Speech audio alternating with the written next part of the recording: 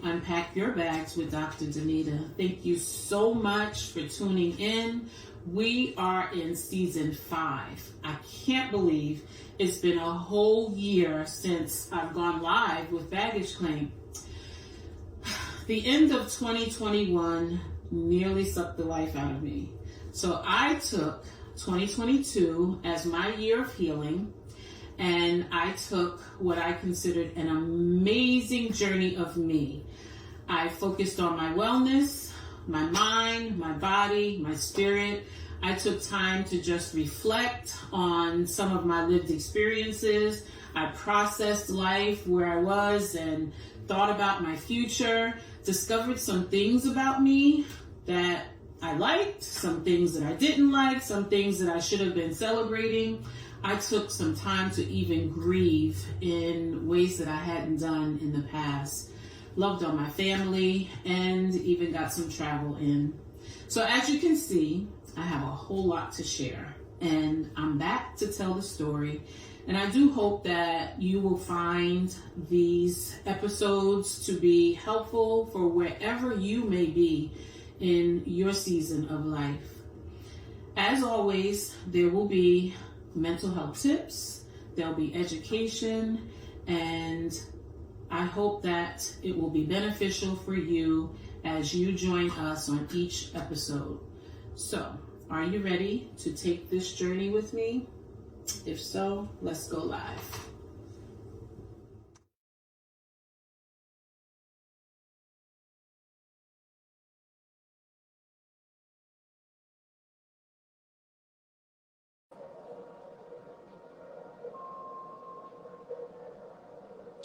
Well, good evening, everyone. Welcome back to Baggage Claim, Unpack Your Bags with Dr. Danita. I have been on a journey of me, and I am glad that you have joined us on tonight and have been joining us week after week for the past month. If you are just joining for the first time, let us know. Go ahead and start giving those thumbs up, give the hearts.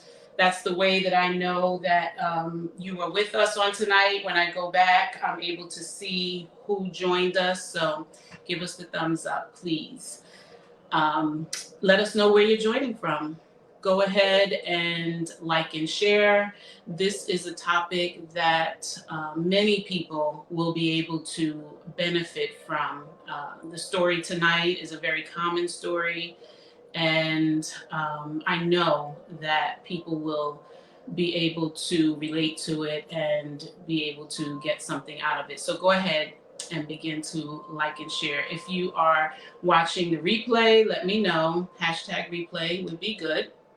And then when you get a chance, go ahead and subscribe to my YouTube channel at Dr. Danita Thompson. Then you'll be able to get all of the notifications. Hit that notification bell so that when we upload content, then you'll be able to get that notification. So tonight we have joining us, hey Tiffany. I didn't tell you all last week that Tiffany is my son Karan's California queen, and she's here with us, so we're excited about her being here. Hi Diane and Les and my BFF Q, and there will be others that join, but if you're not my friend on Facebook, then I don't get to see your name. So not just not calling you just because. So tonight's topic is one that I remember having topics on previous baggage claims where the topic was maybe a little bit more somber and the engagement, nobody knew what to say. So I'm hoping that doesn't happen tonight, that we still do get engagement with this topic. But in this journey of me, and I've shared over the last few weeks that I have been working on me and discovering me, and the goal is to be the best version of me at this stage of my life. We all should seek to be the best version that we could be in the stage of life that we are, whether it's, we may be in the beginning stages of motherhood or just transitioning into adulthood or coming into midlife years or going closer to senior years. We should just want to be able to show up as our best selves. And so I've been taking the year to work on me. And one of the things that came up for me, so I was talking in therapy about my pockets of pain. And so, the show is Unpack Your Bags. So I realized that I had some things that were thrown into my bag that I was working on unpacking. But then as my pockets of pain began to become more revealed, I realized that I hadn't truly grieved the death of my mom. And I was thinking, oh my goodness, it's 9 years. Well, at that point, it was 8 years when I started working through it. I thought 8 years and I haven't really, I don't know what was I doing all this time. And so as I began to unpack some of that pain, I realized that there were mindsets, there were parts of my mindset, thought processing, I should say, some things that I had been holding on to that I hadn't even connected with grief. And so a lot of us can, especially post-pandemic, many people can relate to loss. Many people can relate to the sentiment, I wasn't ready to say goodbye. Whoever's lost a loved one, sure, shares that sentiment that they just weren't ready to say goodbye. And I would say that, and studies say that grief is one of the most difficult emotional, physical, mental, and spiritual pain that one could experience. And you ask, well, why would it be spiritual and why would it be physical? But when you think about it, grief is not just touching your emotions. It affects your eating, it affects your appetite, it affects your sleep routine, it affects the level of stress that you experience. Sadness becomes, sadness is part of our emotion, but once those things get impacted, it starts to break down different areas of, physical functioning. And then if you're so sad you can't get out of bed, you probably aren't trying to, do a lot of your own worship experiences or things like that. Some people may begin questioning God and their spiritual strength, their faith becomes weakened. And so it just has an impact on your life in so many different ways. And so tonight, I am going to share my story, and I believe that that's one of the things that people don't do enough. They don't share their grief story. People love to tell stories. We love to tell stories about our kids. We tell stories, funny stories about events that happen in our lives. We just tell stories. When we get with people that we love, or we're with friends, we reminisce on things that happened in the past.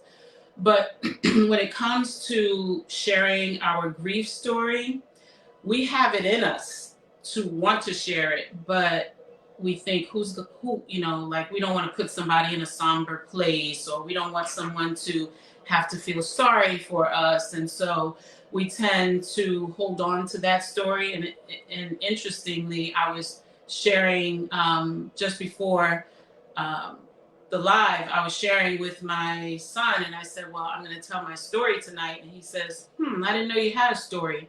And then I realized it's not something that we, even as a family, have really talked about, the details of how the whole grief process, or even the beginning stages of my mom's sickness. I don't remember if we did really sit down as a family and kind of talk through and process through how we felt and how we experienced it. People experience loss differently. So even though my mom was mom to me, grandma to them, mom-in-law to my husband, we all experienced her loss in a different way because each of us had different relationships with her. And so it is with you and your family. Everybody's grief experience is unique, although there are a lot of thematic things when you talk about grief that people tend to experience. The details of those experiences are very unique to the individual. And so one of the other reasons why it's difficult to share the grief story is because in America, we don't set our thoughts towards loss, towards any type of sadness. We don't prepare ourselves for that. In our country, everything is full speed ahead. Celebrations, joyous times, graduations, birth announcements, weddings, anything that is celebratory, those are the things that we focus on. We don't have conversations about the end of life. And so that also makes it very challenging for people to share their story because everyone around them is in the midst of looking for what's great, looking for what they could celebrate, looking for what they could be happy about. I was reading there was an article from 2018, and it talked about America being considered the death denying culture. And so just in general, we just don't like to talk about it. And it's interesting to me. It's not something that I talk about every day either, but it's just interesting with death being a very natural part of the life cycle from birth to death. It kind of like just gets segmented out of the life cycle in terms of conversation. So sharing tonight, I believe and I hope will help someone to get the courage to share their own grief story. Obviously, it puts you in a vulnerable position, and so in sharing, you want to make sure you share with people who are safe for you to share with, people who can handle and just be present with you, maybe set it up before you share. Like I just want to unload. I don't necessarily need you to fix me. Grief is not something you could fix. I don't necessarily need you to feel sorry for me. I just want to go through this cathartic process of sharing my story. So, hey Sharita, hi Rebecca, thank you for joining me on tonight. And if you have questions, you can type your questions in. I'll try to figure out a way to make this interactive. How many of you have had any significant loss in the last, whenever loss is lost, and it could be 20 years ago, and when certain triggers take place, or when a birthday comes, or holiday comes, it could feel like it was yesterday. So I won't necessarily put a time frame on it. But if you experience loss, kind of let us know, raise your hand, and hope that you will be able to relate as well as benefit from this. So I'm going to actually read some of it because I feel like it'll help me stay focused. So I am in the process of writing a grief journal, and I started the grief journal with my story. And when I was in counseling, I realized I told my story one week, And then I came back the next week and I realized that I was telling parts of the story over again. And it dawned on me that's what my clients do when they have experienced trauma. And I hadn't really processed through how, my grief was traumatic for me and how different parts of that journey hit me in ways that I didn't necessarily attach to trauma. But so to start my story, this was in 2012. We were in a very celebratory, we were in a very celebratory mode. I had just moved into a new office. I was fairly new in the field of counseling, and I wanted my mom and her new husband to see my office, and he brought her, and my kids were there. And while we were there, talking, Kevin's wife then, she was expecting, and we were talking about her pregnancy, and my mom started making some weird comments, and she's like, "Oh, I think I'll be like Sarah and have a baby," because she was newly married, but my mom was 76 at the time. But she said it without. My mother's always humorous, and she would crack jokes all the time, but she said it with very flat affect, and it just sounded really weird. And then she looked over at me and she said, "You look like you having a baby." And I was like, "Mom, like, why would you hurt my feelings like that?" And then she switched the subject, and just things were just weird, the way in which she was communicating with us. And I looked at her husband and I was like, "What is going on?" And he said, "I wanted you to see what I had been experiencing. I didn't want to tell you. I wanted to know whether I was thinking the same thing." And so the first thing I thought, like, is this early onset of Alzheimer's?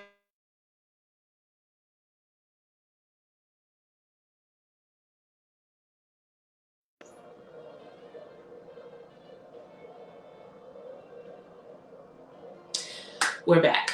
That was a brief glitch. So I was wondering, like, is this an early onset of, Alzheimer's or something? And so I made an appointment immediately, and we found out that my mom had a brain tumor, and it was a glioblastoma, and it was on her right side, so it was affecting her emotions. So when she told what she considered jokes, they came out with very flat affect, and it just seemed like she was insulting us. So that was in February of 2012, and within weeks, that month was my birthday month, also my mom's birthday month. Within weeks, she was in surgery, and the surgeon said that he had gotten 99% of the cancer. And so she was excited. She declared a miracle, and she had vacation scheduled, and she went on that vacation. She came back, she started the chemo, radiation, all of that. I was with her when she rang the bell, and we were so excited. She had finished the process.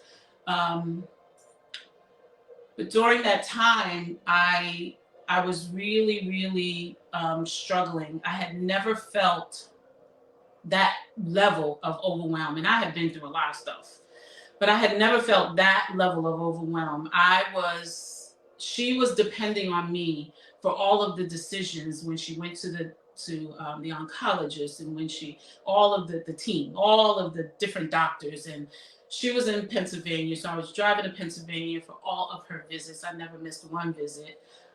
There, talking to the doctors, she didn't want to make any decisions without me saying yes or no. And the weight of that, knowing, like, just having someone else's life in your hands for you to make those decisions. I know that there are some that are listening that have been there, because when your mother, your father, your child, when you are the caregiver, you are the one that ends up being responsible, for making those decisions. And so it was just so overwhelming. Like, suppose I don't, suppose, I'm supposed to do something else. And, I take this route and I should have taken that route. And it became a lot. But I really do thank God for praying friends. My friends were such, great support for me. And they really did help me to get through. And so 2 years later, the cancer returned, and I have been reading. I Google and I research, and I have been reading, and I researched. I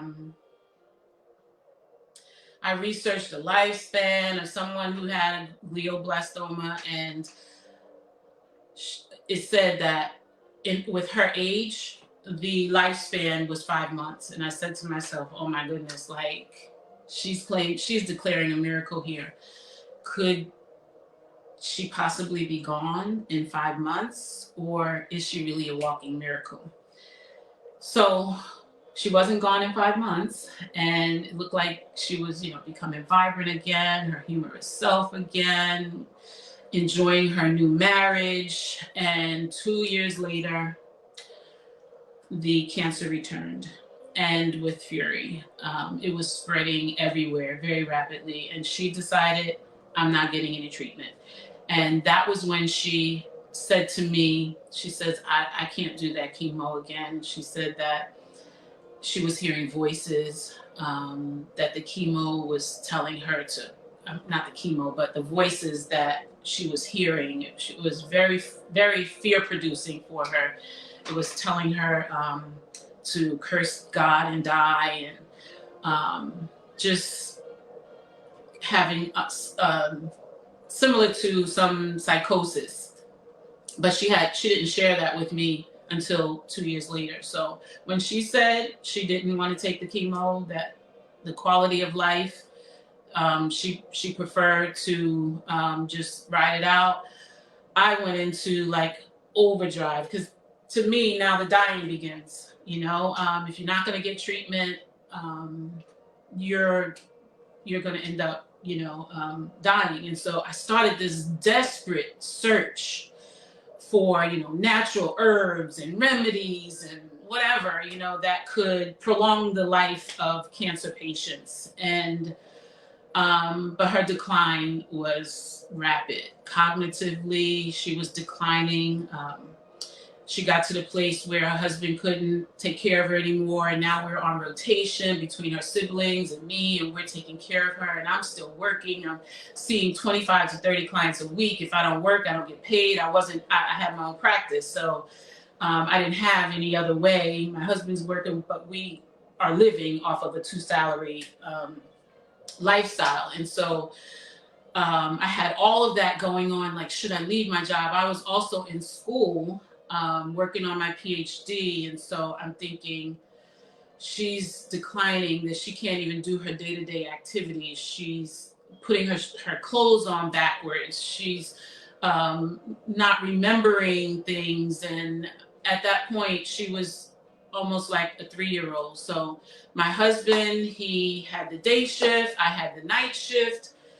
She was at the point of, like, one night she got out of bed, she fell down the stairs. It was a lot. And I got to the place where I had to have her sleep with me. My husband worked overnight, so she was sleeping with me. I was holding her hand in bed.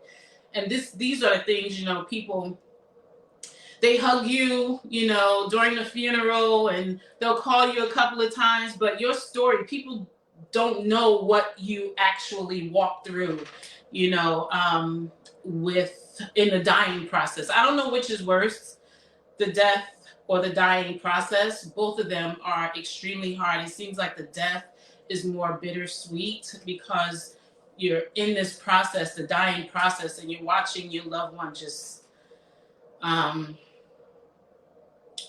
really leaving. And at that point, she had left me, because it became really real to me that I was no longer going to have an adult conversation with her.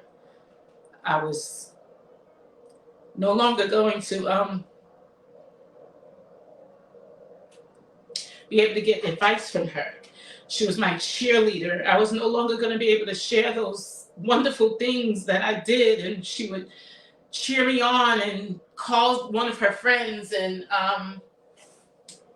share what I was doing, and then call me back and say, "What is that you said you were doing? Because I'm getting ready to call somebody else, and I forgot what it was that you accomplished." And it was just, it was always the running joke of how she would want to share with everybody the things that I was doing, but could never remember what I was doing or what I shared with her. And so it just became really real that that wasn't what I was going to experience again. And within a very short period of time, she, well, two stories. One, she would, I would have her in the bed with me at night, and I'm saying, "Mom, I got to go to work tomorrow."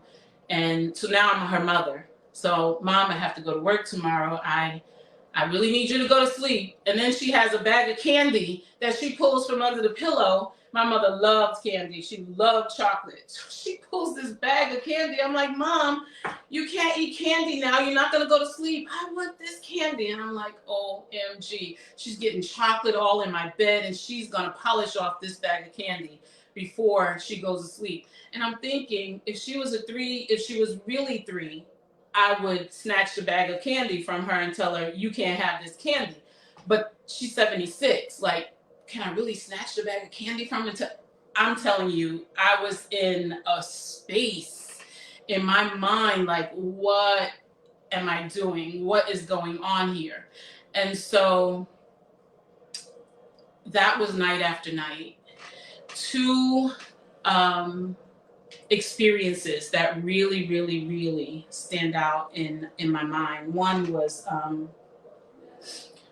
this was 2014, and I was turning 50. And the day was going by, and she hadn't said anything. I turned 50 this day, and she didn't say anything. And I was like, "Mom, do you know what today is?" And she's like, "No." And I said, "Today is my 50th birthday." And she says, "Oh, happy birthday." Like I was a stranger. That will never leave me.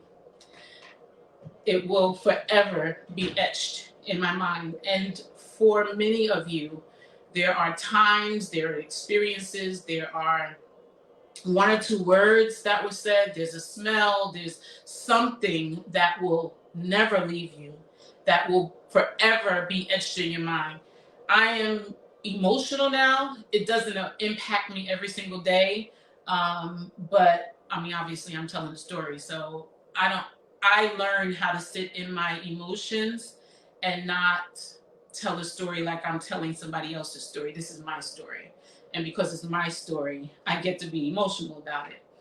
And I try to help my clients when I hear them telling about pain that they have experienced, and I can tell that either they're not ready to sit with the emotion, but they need to be guided to get to that point. And I'll say, "You're telling the story as if this didn't happen to you. You're telling the story like this was someone else's life." And I said, "This is definitely cry worthy." And so that's something that, we're going to consider as we continue to work. And so that day that I turned 50 and she didn't know that it was a celebratory milestone, I'll never forget that. The second one was, I was taking her to church with me every week that she was with me, and we were on the front row, and service was going on, and she looked at me. She was starting to get agitated. She was fidgeting in the seat, and I said, "What's wrong?" And she says, "I'm tired." And she says, she put her head on my shoulder, and she said, "I'm tired. Is it almost over? I'm ready to go home." And I thought, my mom was an evangelist. She never got tired of church. she never got tired of worshiping the Lord. And I said, oh my goodness, she's saying the same thing to me that I said when I was a little girl in church, sitting with her, like, is it time to go? I'm ready to go. I'm tired. And that is another one that will never, never leave me. I want to encourage you as you think of your story, think of those moments that were so impactful, for you, and sit with that. It's okay to cry, even if it was 20 years ago. Sit with that emotion and really process through everything that moment meant for you. So we're in February, and that my birthday was February 5th.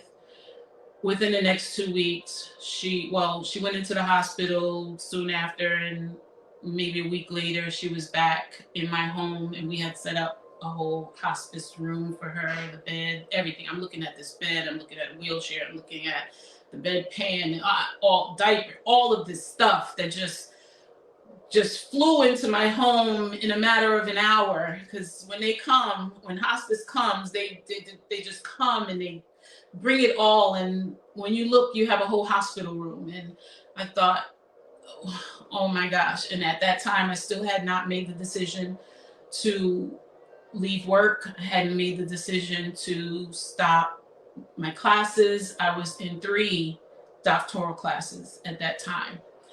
And in processing, I realized that I didn't want to face it, obviously.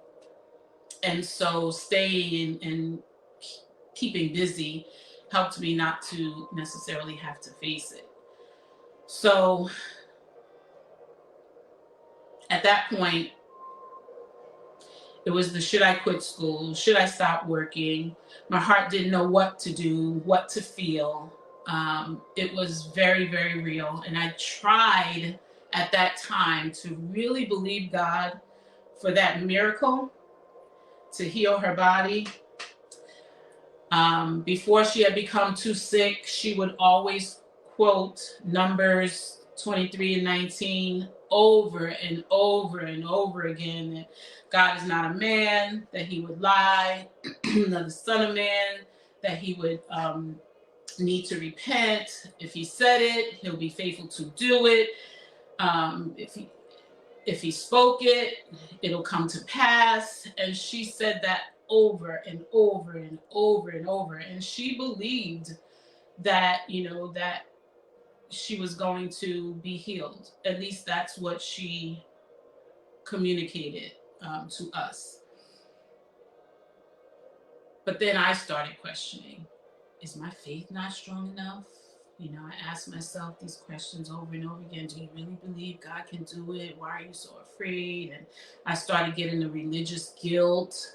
You're not supposed to be afraid because your mother is a faith-filled woman, and she's quoting, and she's the one experiencing it, and she's, got this scripture in her spirit. And if you start, you need to match her where she is in her faith. I mean, everything was going on in my mind. And meanwhile, she was declining hour by hour.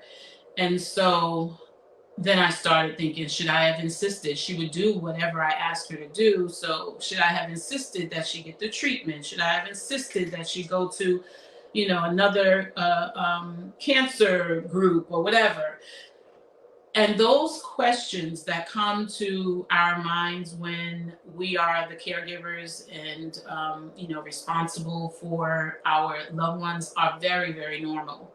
And so that's the other thing that I'm hoping for someone. And I know there are a lot of people out there who are grieving.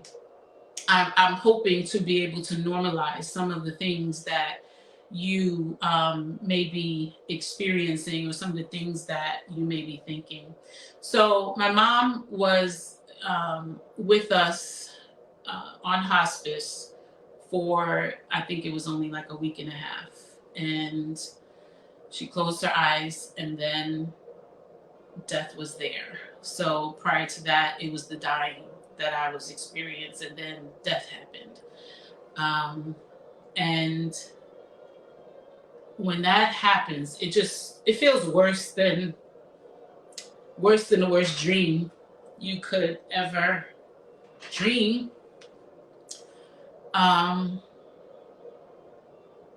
Even though I knew she was sick, and I knew obviously that if God wasn't going to heal her all the way, that it would be best for her to transition and to be with the Lord. But I just wasn't ready to say goodbye.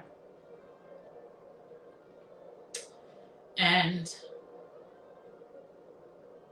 when she left, that's when I said, I should have quit school. I should have stopped working. I should have taken off. I should have spent more time. I should have done this. I should have done that. And the woulda, coulda, shouldas set in. And those two are very normal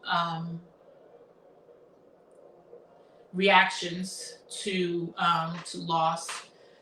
It even got to, was I a good enough daughter? And these are things that I literally 8 years later was processing through, because after I just stuffed it all and continued to help people, continued to move forward and helping people with their grief. And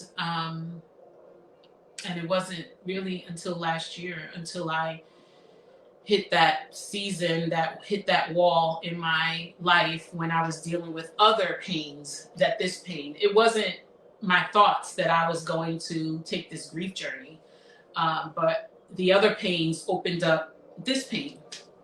And so you got to be ready to do that work, though, because this is really hard. It's very wearing on you. It's heavy, but it's so worth it. I'm crying today, but these tears are not like the tears that I felt when I was grieving the hardest last year, or processing through all of the guilt and the pain that I was experiencing. So these tears today feel very different. I do feel very at peace that as I was working through with my counselor, that I did the best that I could do with what I had, what I was working with, the knowledge that I had, the strength that I had. He says, you told me you went to every single appointment.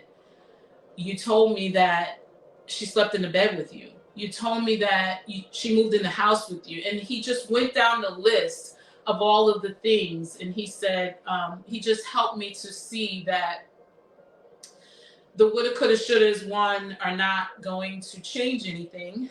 And I don't know whether if I had taken a different route, whether it wouldn't still have ended, with her death. And so just getting to the place to be able to celebrate that she's with Jesus is very freeing, even if it was 8 years later. And that's my hope for anyone who is, going through this grief process. You have to be willing to feel the pain. You have to be willing to sit with your emotions. You have to be willing to go through the process. And it is a process. Let me just take a minute to see. Thank you so much, my BFF, Queen Esther. I appreciate. Thank you, Q. So Whitney, you said we should sit in those moments, but how do you keep from getting stuck there? And so that's that's intentional. Sitting in the moments, I usually say to my clients, literally, put a time limit on it. Like, I'm going to sit in this for 30 minutes, and this is what I'm going to do after. And so sitting in it for 30 minutes means whatever comes up for you in terms of your emotions and putting some of your thoughts on trial, because my thoughts of I wasn't good enough, or I didn't do enough, I should say, or was I a good daughter, those were thoughts that weren't, there was no proof that I wasn't a good daughter. There was no proof. So I had to put my thoughts on trial. Like, what's the proof here that you didn't do enough? What's the proof here that that you failed her? And so sitting with your emotions, first feel it. I had to own that I was feeling guilty. I had to own all of those negative thoughts, but then I had to process through how valid are they? What's the proof that this is truth? And so after the 30 minutes though, then I'm going to go and enjoy time with my family. Or after the 30 minutes, I'm going to go walking, or whatever it is that works for you. So hopefully that answers your question, Whitney. Thank you, nephew. I appreciate that.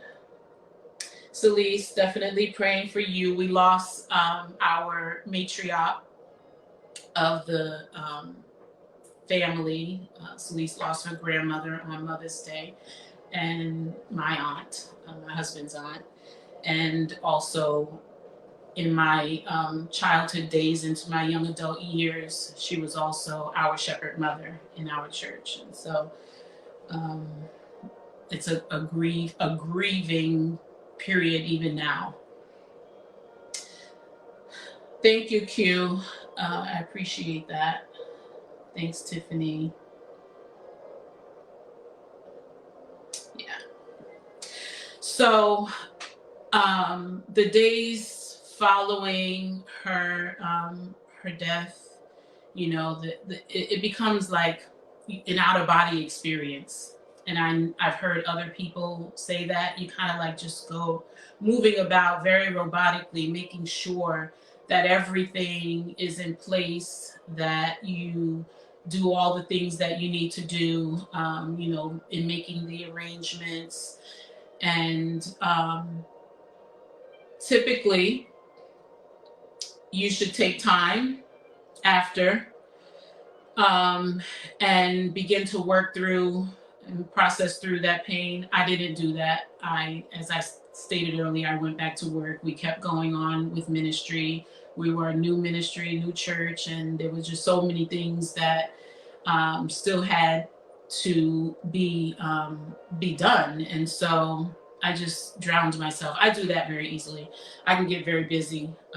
That can be my middle name. So I didn't have any problems doing that. I wouldn't say that I experienced depression, but I did have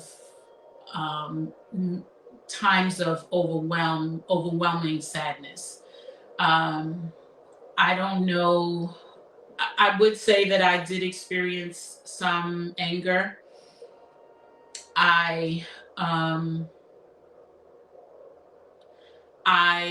was struggling with questioning why all of this happened. Very confused as to why God wouldn't use her sickness as an opportunity to show himself strong and mighty, but then feeling guilty about feeling that way, being a pastor and knowing that God is God and God is God.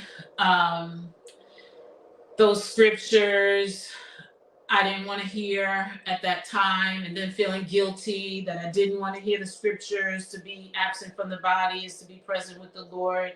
I didn't want to heal that I didn't want to hear she got her glorified body, and this was the will of the Lord, and I didn't want to hear any of that at that time.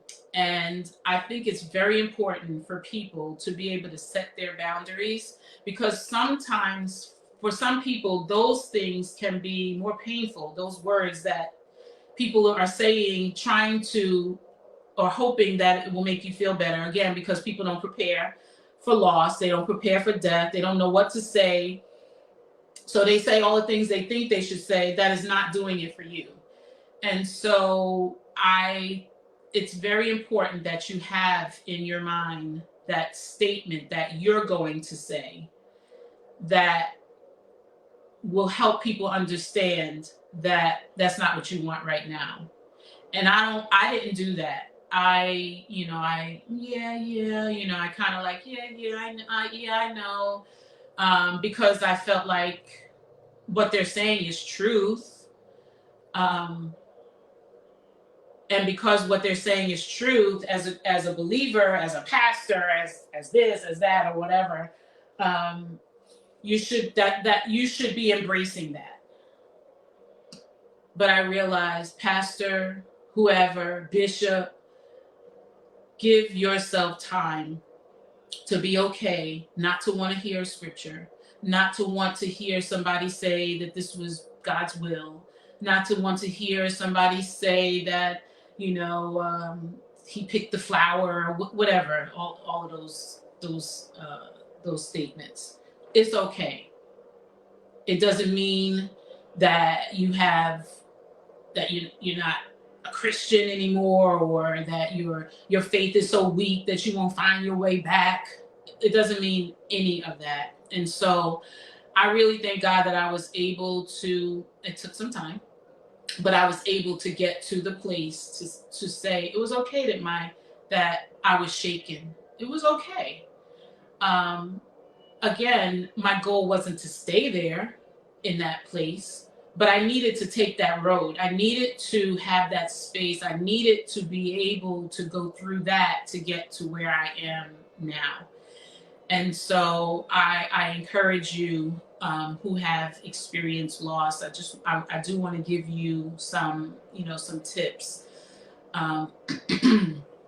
that can be helpful, or some tips for those who need to help others who are experiencing loss. The one thing that you don't want to do is come to them with those unhelpful words and phrases and sayings.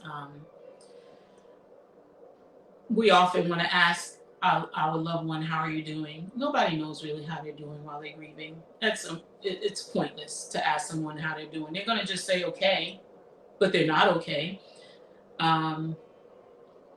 Don't say you know how they feel, because just because you experience loss doesn't mean you know how I feel in my loss.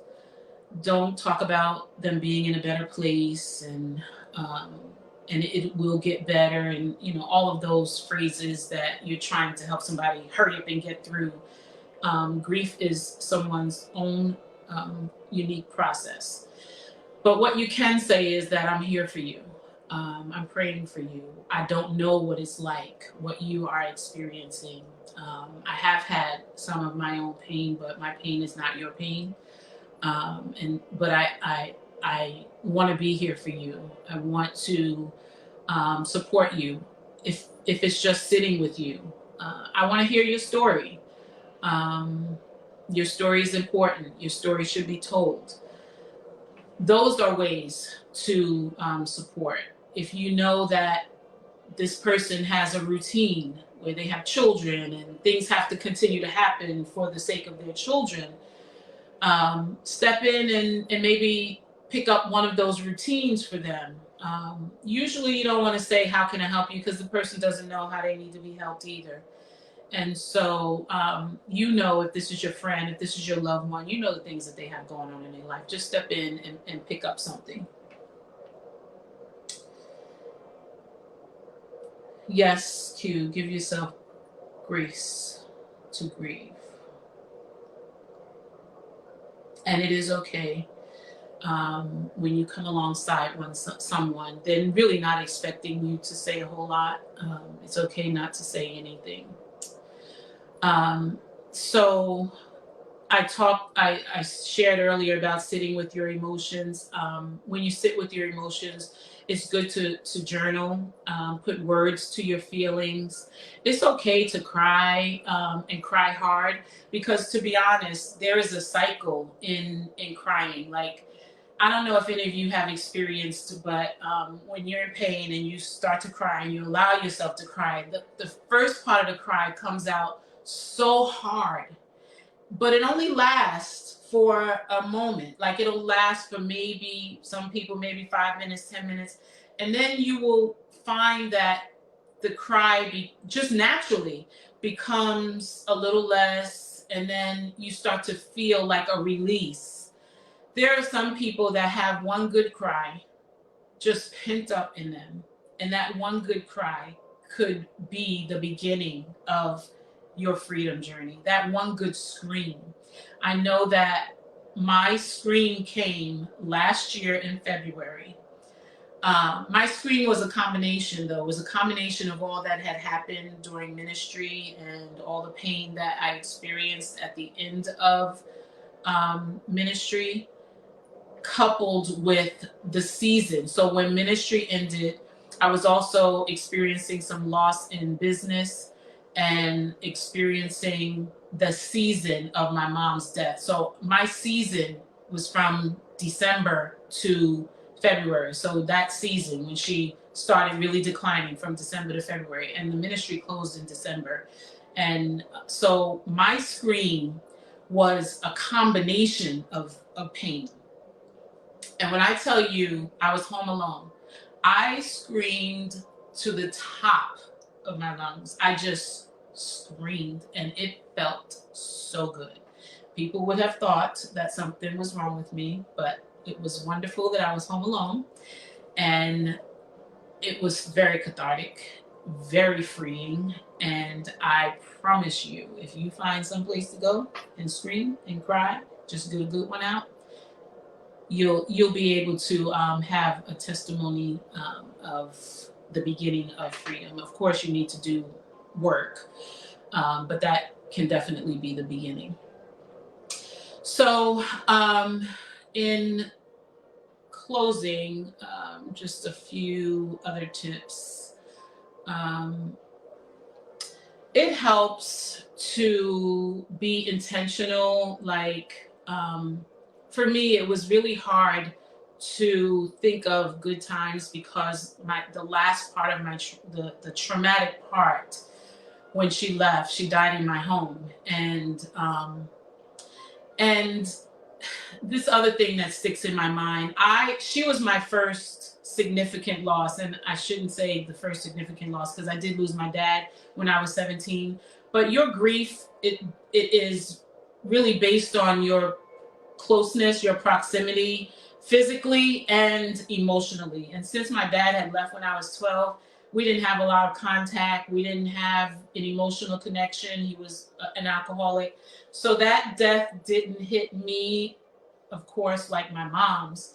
I had lost my grandparents, but I didn't really have a close relationship with my grandparents. I watched my cousins post on social media on my grandparents, the anniversary of their death, and I didn't have that. So my mom was my first significant death. And so it was very traumatic. And trying to remember good times, I have to be very intentional about it, because the first thing that hits me is the end of her life. And there's this moment when she died and her siblings were there. And they had this ritual that I had never experienced.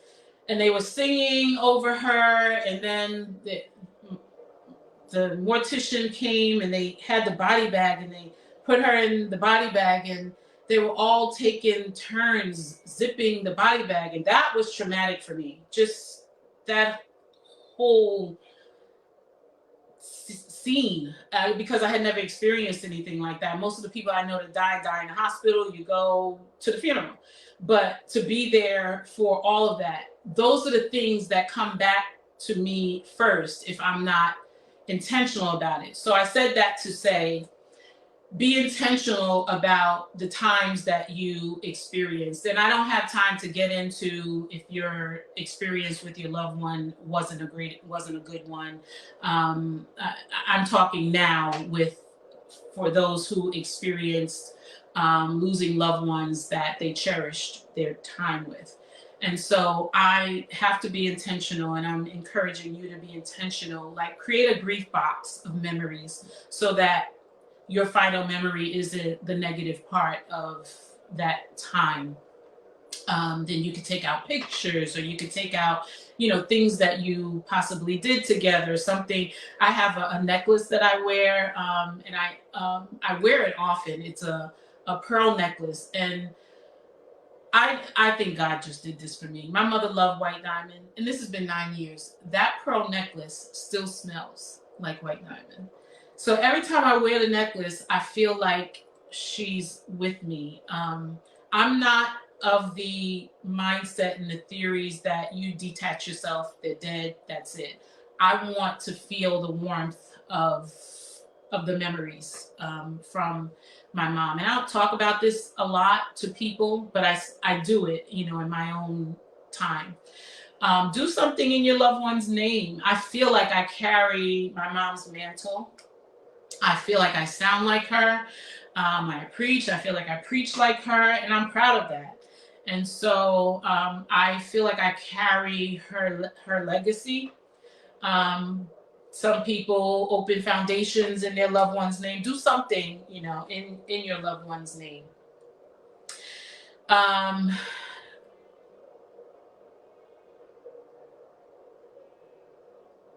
and that's basically my story. And I really do hope that it helps someone, that after hearing this, that if you know it'll help others, go ahead and share it with them. I am writing this grief journal. I did tell my story in the grief journal, and I leave space for the reader to share their story, to write their story. And then there's opportunity in the grief journal to process through denial, process through anger, process through that questioning of why, to take times of reflection and reflect back to the good times, or times of um, making sure there's suggestions in there to make sure that you maintain self-care, and just taking care of your mind, body, spirit, because that's the journey that I'm on, this whole mind, body, spirit, because I don't think you can be whole without taking care of all parts of you. And so I can't really say when the journal will be out. I've been taking my time with it. I don't work on it on a regular, but I will announce when it is finished, and when you will be able to get a copy or bless someone with a copy. And it really doesn't matter how long ago you lost someone. The way in which the grief journal is being written, it will be beneficial for you at any point. But in the meantime, I have this other journal, Set Your Body Free, Mind, Body, and Spirit, a Journal to Freedom. If you want to give some late Mother's Day gifts, you can purchase on my website. If you want to start journaling is one of the best ways to grow emotionally, spiritually. It's one of the best ways to process through life's challenges, and we all have life's challenges. And so I wrote that, and it again gives opportunity for reflection. There's scripture in there. You can reflect on the scripture. It's broken into 3 parts: mind, body, spirit, and I know that it will bless you. I'm at my website, drdanitaThompson.com. Thank you so much for joining me. I appreciate your prayers. I appreciate your support on tonight. And next week will be the final episode of The Journey of Me. And I'm going to just talk about my celebrations. I'm going to talk about all of the things that God has blessed me to do, because I want to encourage you, because he's not a respecter of persons. If he did it for me, he'll do it for you too. And just talk about more about my journey and my wellness endeavors. So thank you. And I will see you next week at 7:30. If you have any topics that you think would be interesting, I also, before I end, I want to share with you a couple of resources. So there's the Grief Recovery Handbook, and my assistant will put that in the chat. The Grief Recovery Handbook. There's also a book, I Wasn't Ready to Say Goodbye. And there's also a woman that I follow on YouTube. Her name is Jo McRogers. And I can't remember the name of her YouTube channel, but she also is really good. She's a therapist, and she's everything about grief. And so she would definitely, listening to her, if you're going through grief now, would definitely bless you. Have a great night, everyone. Thank you so much for joining.